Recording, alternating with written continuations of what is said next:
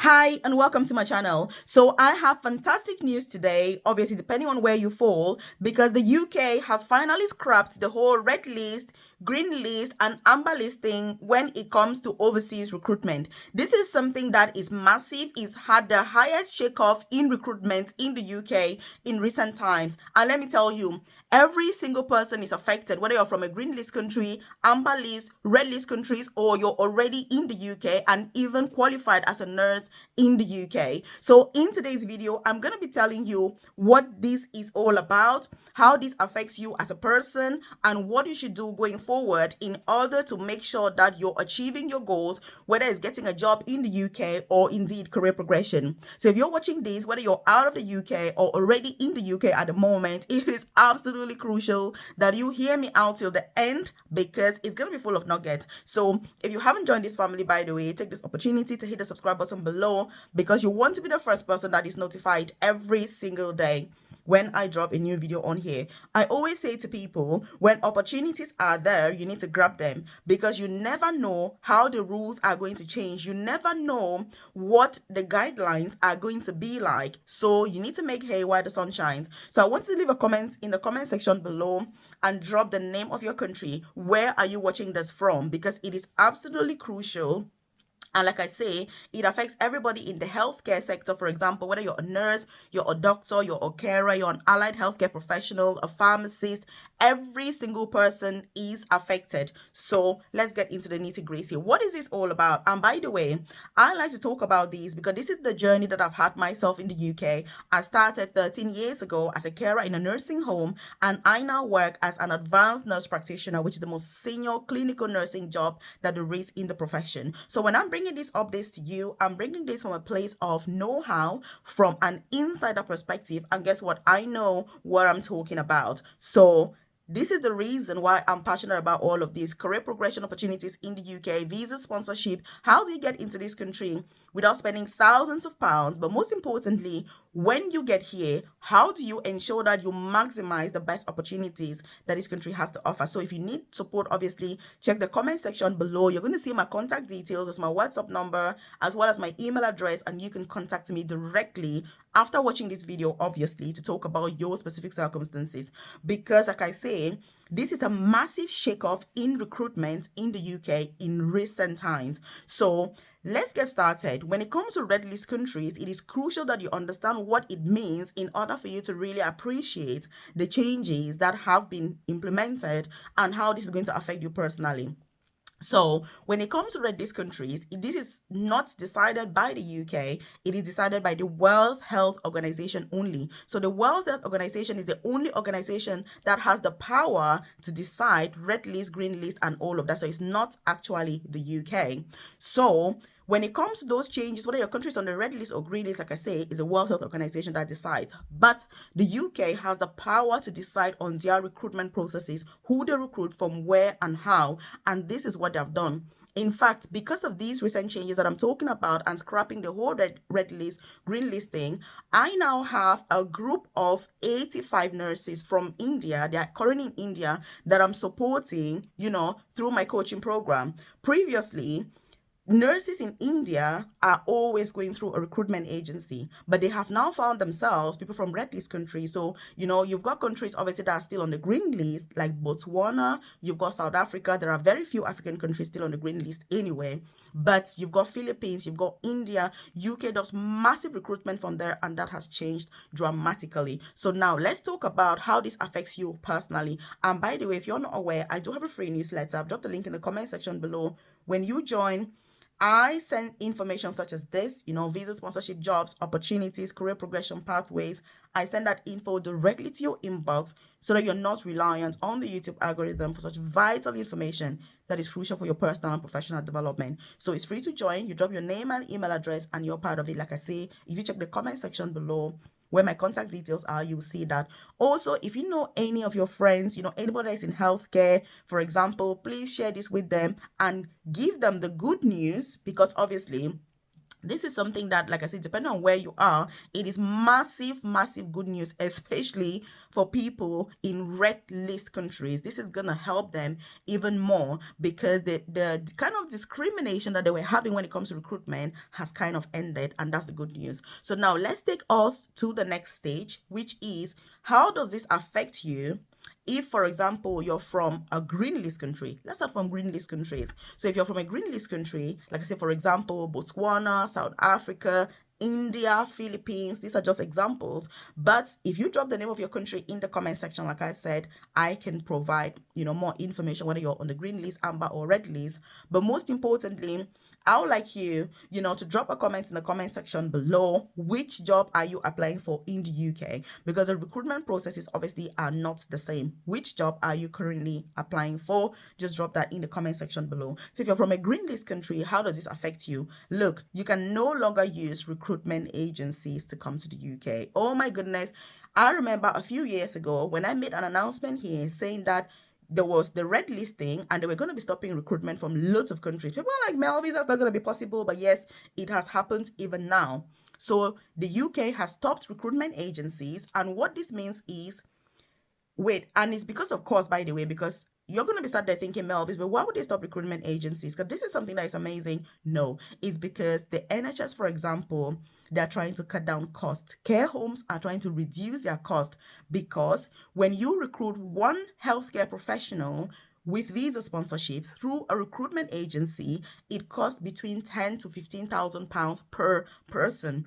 Which means, for example, if you're a care home and your agency is charging you £15,000 per nurse, if you recruit 10 nurses, you're going to pay that recruitment agency £150,000. That's a lot of money. And this is the reason why, by law in the UK, recruitment agencies are not allowed to charge the candidates because they are paid a lot of money already from the company that they have supplied the nurses to. That's how the business model works. So, but the advantage for the candidates going through a recruitment agency, those people that were from green list countries, is that the recruitment agency normally gives them career coaching, because for you to apply, they'll coach you on your CV, coach you on the interviews, what do they need, and just things like that, because they need you to get the job so that they can get paid that amount of money. But because the UK has stopped using recruitment agencies, those recruitment agencies have now abandoned the candidates, obviously, because nobody's going to be providing free career coaching for you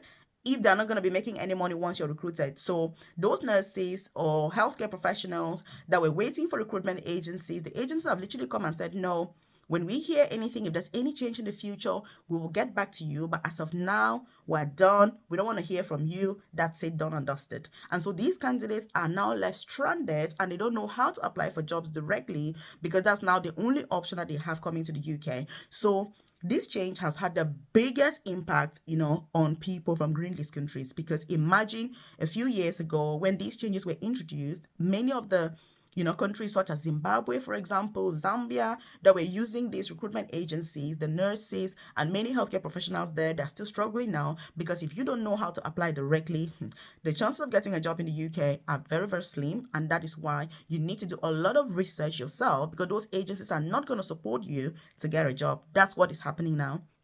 And this is why, like I say, I found myself supporting these nurses, that are in India that would normally have been supported by recruitment agencies. But now they need somebody that is a career coach that has the information to support them on how to apply for jobs by themselves. And I tell you, it is tough. So that is the biggest change for people from green list countries. So if you're watching this, look, you need to apply directly. I get hundreds and hundreds of messages every day from nurses, for example, especially from all these green list countries saying, Melvis, I'm waiting for a recruitment agency. I've already got my ALT, OET, CBT, and all of that. What is happening? Well, you can no longer use a recruitment agency. You've got to apply directly, because that's the law that has been implemented now. So the next thing also that you need to think about is, if you are from a red list country, therefore, how are you affected by this?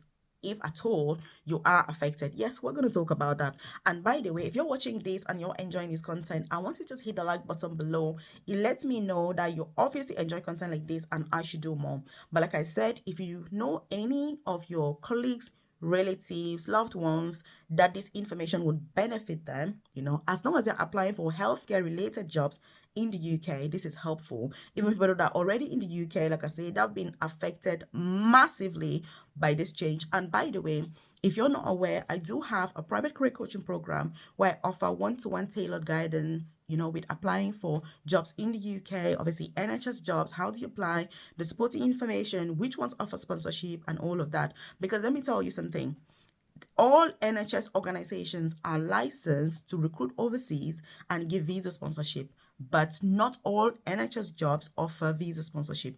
That's a massive thing. So if you're applying and you're not sure which one offers sponsorship, which ones don't, and all of that, it can be very, very challenging because you may spend time applying for jobs that don't even offer sponsorship at all, even though they're still NHS. So if you watch till now, I want you to drop a comment in the comment section below and say NHS jobs. It lets me know that you watched the video till now. And when I'm answering your questions, I know exactly at what point of the video you got to. So drop a comment in the comment section below and say NHS jobs. So now let's move to people from red list countries. If you're from a red list country, like I said, most of the African countries are actually on the red list when it comes to the World Health Organization.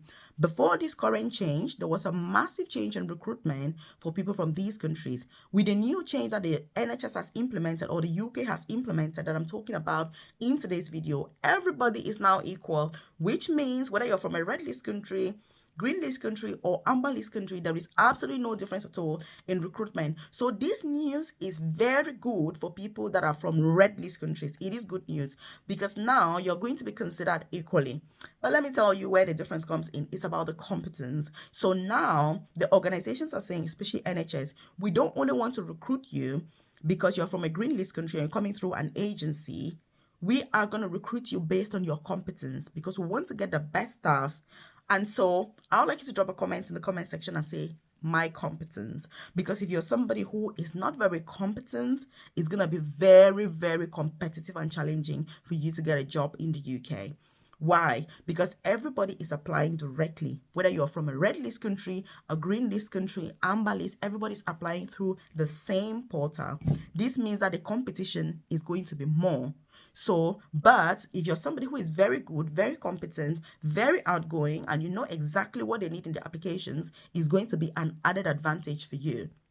So this is the advantage for people from green list countries because you need to apply directly, but the people from green list countries no longer take the priority, because what was happening is if an NHS organization, for example, if they need, 200 nurses, it's easy to just get a recruitment agency to get those 200 nurses. But now that they're not doing that, everybody will need to apply and each application will need to be assessed based on competence. And I tell you that as a nurse myself, I have worked with nurses that you look at them and you think, how do you even speak English? How did you even pass your IELTS or OET? Because guess what? They can't speak any English at all. But you have other nurses, because they are from red list countries, for example, it is very difficult for them to get a job in the UK. Very difficult. Not because of their competency level, but simply because of the fact that they're from a red list country. So because that has now stopped, this gives everybody an equal ground to work on. And I tell you, this is a massive, massive advantage. So yes, everybody's going to have to apply through the same channels and it's going to become more competitive, but the best candidates are going to have the biggest advantage, which means that whether from a green list or red list, you need to make sure that you're very, very on point, on sleek, when it comes to how to apply for jobs in the UK, successfully. And like I said, this is not about nursing or maybe it's all healthcare related jobs, including allied healthcare professions, medicine, nursing, carer jobs, occupational therapy, radiography, pharmacy, everything that is healthcare related. Everybody is equal now, and there is no more discrimination, even though it was because of the rules. But the UK is mainly doing this to cut down costs and to recruit the best people. Because one of the reasons also is over the years, the UK has done massive recruitment drives, but you end up with people who are not very good, they're not very competent, yet you've spent thousands and thousands of pounds and even millions, because these recruitment agencies are costing the NHS billions, not the actual staff, but the agencies themselves. And this is why this has all stopped. Now, just to reflect on something, by the way, what about people that are already in the UK, for example, as nurses and all of that? How is it working out with recruitment agencies? I tell you, it is a total mess, because if you're watching this and you've been doing agency nursing in the UK, you're going to realize and accept with me that the shifts are all drying up. Yes, it's because of this change as well. The shifts are drying up. In fact, I have one of my very good friends. In fact, she was one of my mentors in one of my placements when I was a student nurse in the UK. That was about, I think, 10 years ago when I was studying. She was my mentor. And, she was a very ambitious nurse, very success driven. She had trained in Zimbabwe before moving to the UK. She had become a ward manager. She said to me, Melvis, I'm going to go do agency, and all of this. She was very impressed with me because I was very keen on career progression. And I remember when she rang me, she said, I'm going to just do agency. And I was like, I don't think that's a good idea. You should carry on with your career progression. She ended up leaving. She just rang me yesterday to say she cannot imagine that she's looking for a job now to return to the NHS. And guess what?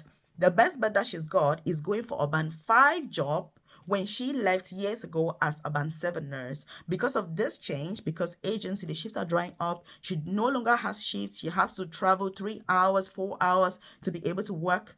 She's really struggling. And the thing is, she's now in her late 50s, and she was like, Melvis, it is not easy. If I had known, I would have listened to you years ago and carried on with my career progression. Imagine that she was band 7 at the time. If she had stayed to just progress even further, where would she have been now? But she's currently negotiating for a band 5, because I said to her, don't accept to get in at bottom band 5. Try to negotiate with your experience and skills and everything to get in at top band 5 at least. Very, very difficult. And this is happening to many nurses in the UK, because this change has meant that most people are looking for jobs to return to permanent jobs, because once they scrap the agencies, shifts are no longer there, which means that if you don't have shifts, you're not going to be working. If you're not working, you're earning no money. So this has not only affected overseas candidates, but it's massively affected people already in the UK by reducing the work that is available through agencies, which means that it has increased the number of people in the UK applying for permanent jobs, and consequently it is going to increase the number of nurses that are available to work, and that's a positive thing.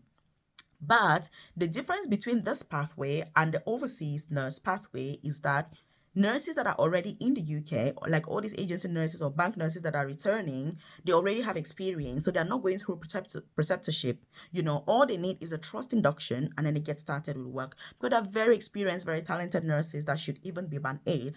But because of how the system works, they have no choice but to get in at these lower positions. Meanwhile, for overseas candidates or people that are brand new to nursing, like newly qualified nurses, they need preceptorship.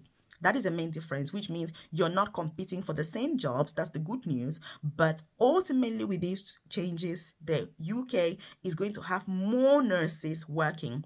That's also why they've massively increased apprenticeships, which means people that want to get into nursing, and recruitment, by the way, for that is currently open, for the apprenticeships, which means if you want to study to become a nurse in the UK, this is the perfect time for you to apply. They're going to pay you £24,000 per year.